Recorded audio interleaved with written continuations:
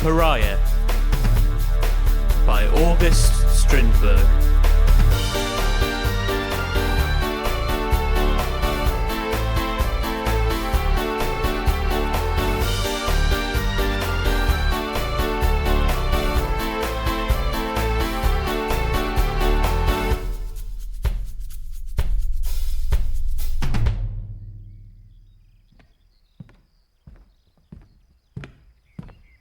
What oppressive heat. We'll surely have a thunderstorm. Yeah? What makes you think so? The flies bite so, the hens are cackling, the bells sound like it. I wanted to go fishing, but I couldn't find a single one. Don't you feel nervous? Me? Well, yeah. You always look as if you expect a thunderstorm. Do I? Here's the post. You know, I have palpitations every time I open a letter. Nothing but debts. Do you have any debts? Oh, no, sir. Well, then, of course, you can't understand how it feels to have unpaid bills coming in. The rent owing, the landlord clamoring, and my wife in despair. And I sitting up to my elbows in gold.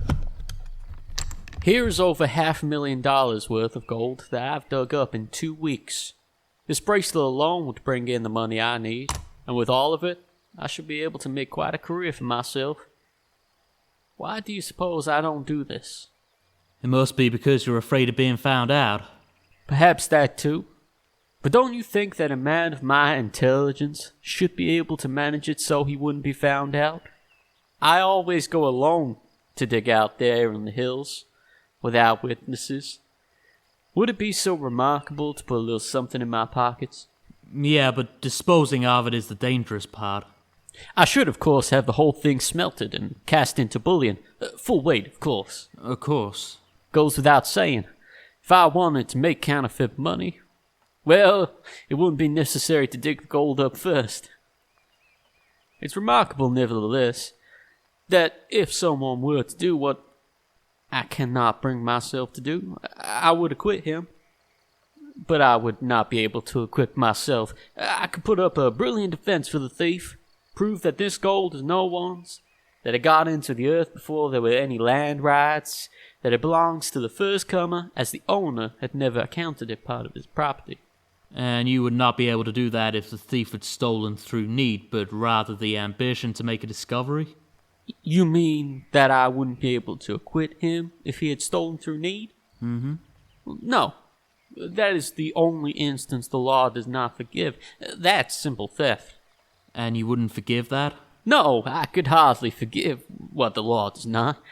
And I must confess that it would be hard for me to accuse a collector for taking an antique that he did not have in his collection, which he had dug up on someone else's property. So, vanity and ambition can gain pardon where need cannot? Yes. And yet, need should be the strongest motive, the only one to be pardoned. But I can change that as little as I can change my will not to steal, under any condition. And you count it a great virtue that you cannot steal? For me, not stealing is just as irresistible as stealing is to some. And therefore, no virtue. I cannot do it, and they cannot help doing it. Of course, the idea of wanting to possess this gold is not lacking in me. Why don't I take it, then? I can. It's an inability, and a lack is not a virtue. I think we'll have thunder. You afraid of thunder? One should be careful. You are strange. Came in here like a bomb 2 weeks ago, introducing yourself as a Swedish American who travels, collecting insects for some museum. Oh, don't worry about me. That's what you always say when I get sick of talking about myself and want to devote a little attention to you. Maybe it was because you let me talk so much about myself that you won my sympathy. We've become old acquaintances. There are no corners about you for me to knock against. There's something mellow about your whole personality. Considerate, never noisy. Draw aside when ideas become conflicting. In a word, you are the perfect companion. But you're altogether too submissive, Too negative and too quiet. You're fearful and timid. You look as if you lead a double life. As you sit in front of the mirror, I can see your back, and it's like I'm looking at another person. Oh, you can't see your back in the mirror.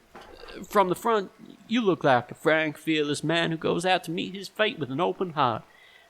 But back view, well, I don't mean to be rude, but you look like you carry a burden. The back of your neck, too, it looks as if there's another head on it. That one looked like it hit the sheriff's. The sheriff's? Sit down now and let's have a talk. Seeing as you're off again tomorrow. It's strange that, although I became friends with you so soon, you're one of those people whose faces I can't rightly recall when you're out of my sight.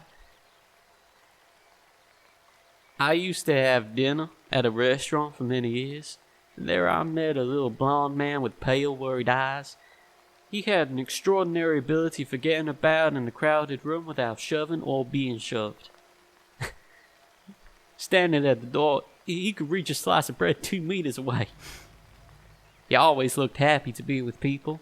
Whenever he ran into an acquaintance, he would fall into rapturous laughter, embrace him, and act as if he hadn't seen a human being for years. If anyone stepped on his toes, he would smile, as if he were asking for pardon for being in their way. For 2 years I used to see him, and I used to amuse myself trying to figure out his business and personality. But I never asked anyone who he was. I didn't want to know, as that would have spoiled the mystery. That man had the same indefinable characteristics as you. Sometimes I would imagine him as a university lecturer, an author, or a detective. And like you, he seemed to be made up of 2 different pieces. And the front, well, the front didn't quite fit the back. One day, I read in the paper about a big forgery by a well-known civil servant.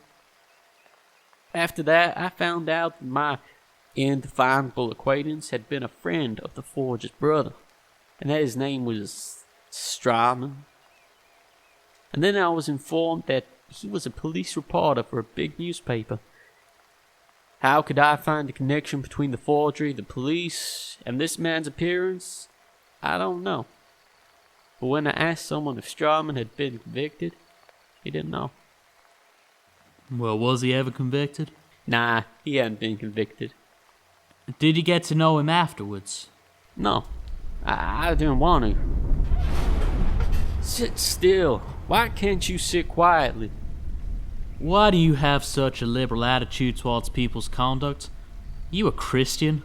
No, I couldn't be. Christians demand forgiveness, but I demand punishment for the restoration of balance, or whatever you want to call it. And you having served time should understand that. How did you know that? It's obvious. How? I taught myself. It's an art. Now be so kind as to witness my signature on this here note, which I have to take to the bank in Malmo when we go there tomorrow morning. Oh, I don't intend to go to Malmo. No? No. But you can witness my signature nevertheless. No, I never signed my name to papers. Anymore? That's the 5th time you've refused to write your name. The first time was on a postal receipt, and it was then that I began to observe you. And now I see that you have a fear of touching pen and paper. Furthermore, this is the 7th time you've refused to go to Malmo. In fact, you haven't been a single time, even though you came here from America just to see Malmo. Every morning you walk south 3.5 miles to the windmill just to see the roofs of Malmo. Also, when you stand at the window, you can see the turrets of the castle and the chimneys on the state prison. Now you hate me. No. Yeah, you do. You must. No. See, here's my hand. What the hell was that? Oh, pardon, but thou art the first to offer me his hand after knowing. And now you are thouing me? It alarms me that after having served your time, you do not feel your honor retrieved. Will you tell me what you did? Yeah. But you won't believe what I say. I'm going to tell you, though, and you'll see that I'm not a common criminal. I was a student at Lund, and I needed a loan. I sent away a note to a man asking him to sign a second security, but it was returned to me with a refusal. I was upset. The note lay before me on the table, and beside it the letter of refusal.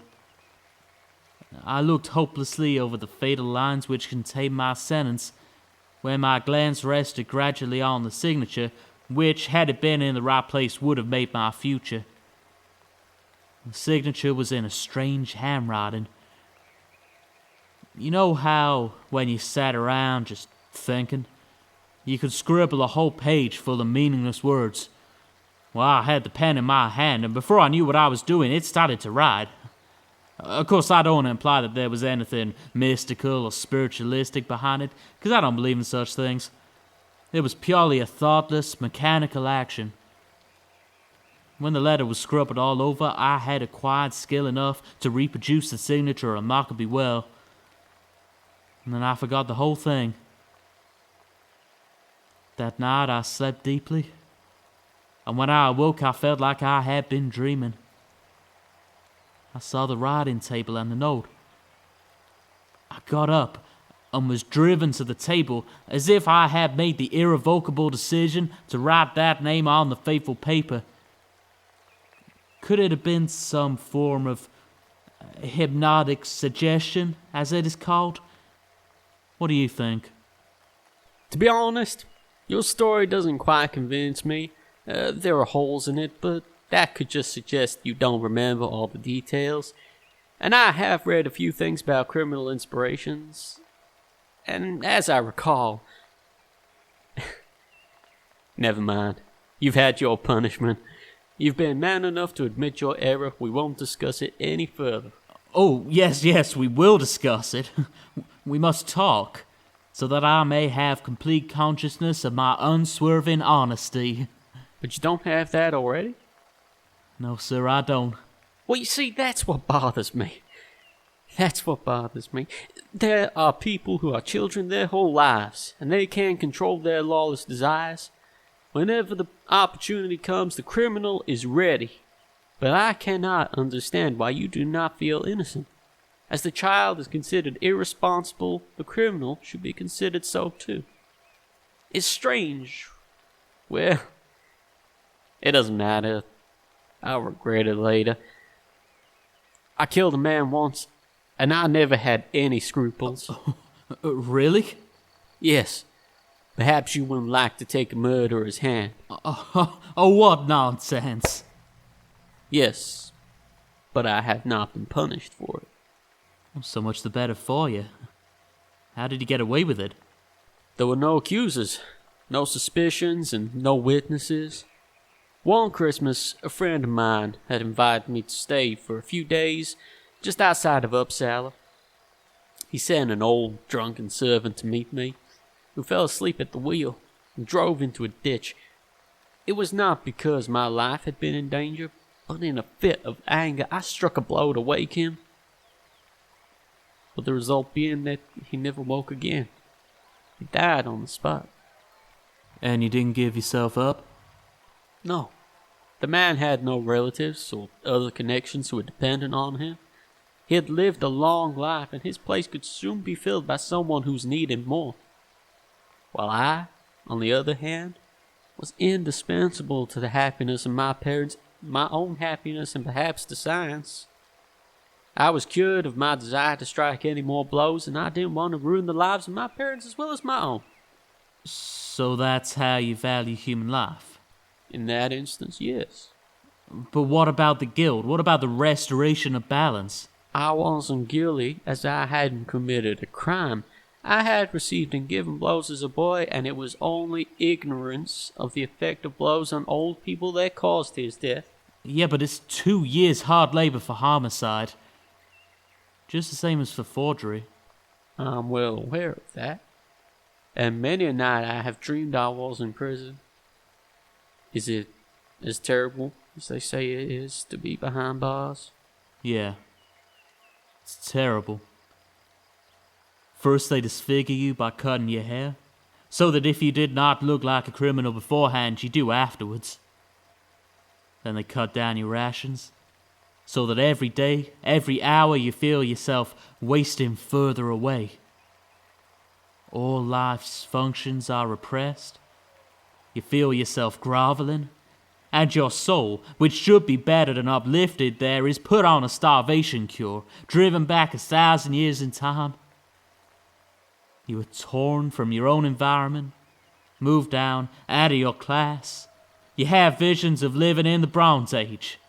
Feel like you should wear an animal's skin, live in a cave, eat out of a trough. It's quite rational. Anyone who behaves like a Bronze Age man should wear the right costume. Oh, you mock, but you have behaved like a man of the Stone Age.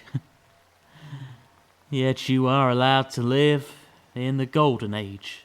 What do you mean by that last expression? The Golden Age. Oh, nothing. Nothing at all. That's a lie. You are too cowardly to state your whole meaning. Am I cowardly? Do you think that? I wasn't cowardly when I dared to show myself in this here neighborhood where I have suffered what I have suffered. Do you know what the worst part about being in prison is? It's the fact that others ain't in there with you. What others? The unpunished. Do you mean me? Yes, sir, I do. I haven't committed any crime. No? Haven't you? No, an accident is not a crime. Oh, so it's an accident to commit murder. I haven't committed a murder. So it is a murder to kill a man. No, not always. There's manslaughter, assault resulting in death with or without intent. However, now I am really afraid of you, for you belong to the most dangerous category of human beings there is. The stupid. Oh, so you think I'm stupid? Now listen, do you want me to prove that I am very shrewd? Let me hear. You met with an accident which might have brought you 2 years of hard labor, yet you have escaped penalty altogether. Now here sits a man who has also been the victim of an accident, an unconscious suggestion, and has been forced to suffer 2 years in prison. Now doesn't it seem to you, sir, that the unpunished man could restore the balance of human relations if he was sentenced to a tolerable fine? Yes. Well, we understand each other. How much do you consider reasonable? The law decrees that a man's life is worth, at the minimum, $50,000. No, you don't understand. It is to me that you are to pay the fine. Why should I? There's no accuser. No? Yeah. You have me. Now things are beginning to clear up. And how much would you ask to become an accomplice to the homicide? $100,000. That's too much. Where am I to get it? I don't want to do that. I don't want to become a thief. Oh, don't pretend. Do you want me to believe that you haven't dipped into that case before now? Do you think I'll give my father a thief for a son? My wife a thief for her husband? My children a thief for a father? And my friends a thief for a comrade? That will never happen. Now I'll go to the sheriff and give myself up. Oh, no, wait a minute. What for? I only thought that, as I'm not needed, I could go. Sit down. Now, everything is clear to me. What do you see that's so remarkable? I see in the mirror that you are a thief. A simple, common thief. I noticed that something was wrong with my bookshelf, but I couldn't quite make out what it was. Now, since you have put on that black coat, it acts as a color contrast against the books. And I see that you have read your forgery story and Bernheim's essay on hypnotic suggestion. And that you returned the book upside down. I consider that you committed your crime through need or because you were addicted to something. Through need? If you knew... If you knew And what need I have lived and still live, but this is no time for that. That you have served time is almost certain, but that it was in America. For it was an American prison life that you described, and another thing is almost as certain, that you have not served out your sentence here. How did you know that? Wait until the sheriff comes and you will know. Do you see? The first time I mentioned the sheriff, you wanted to run then too. And when a man has been in that prison, he wouldn't go to the windmill every day to look at it. To conclude you have served one sentence but not another. That's why you were so difficult to get at. May I go now, sir? Yes. Are you angry with me? Yes. Would you like it better if I pitied you? Pity? Do you consider yourself better than I am? Of course I do, as I am better. I am more intelligent than you. Oh, you're smart, sure, but you ain't as smart as me. Well, you think of writing an anonymous letter to my wife disclosing my secret? Yeah, and you can't stop me. You've struck my Achilles heel. Will you force me to become a murderer? Oh, you couldn't be a murderer, you pathetic man. You see, there is a difference in people after all, and you think that I can't commit such crimes as you. And that's your advantage. But what if you forced me to deal with you, as I did with the coachman? You couldn't do that. He who wouldn't dare take his salvation out of the case could not do that. Then you don't believe that I ever took from the case. You're too cowardly. Just as you're too cowardly to tell your wife that she is married to a murderer. You're a different kind of man from me. Whether stronger or weaker, I don't know. More criminal or not, I don't care. But you are stupider, that's proven. You were stupid when you forged a man's name instead of begging, as I have had to do. You were stupid when you stole from my book. Didn't you realize that I read my books? You were stupid when you thought you were more intelligent than I am and that you could fool me into becoming a thief. You were stupid when you thought that the restoration of balance would be accomplished by the world having two thieves instead of one. And you were the most stupid when you believed that I have built my life's happiness without having laid the cornerstone securely. So go and write your anonymous letter to my wife about her husband being a killer. See, she knew that as my fiancé. Did you give up now? Can I go? Now you shall go. Immediately. Your things will follow you.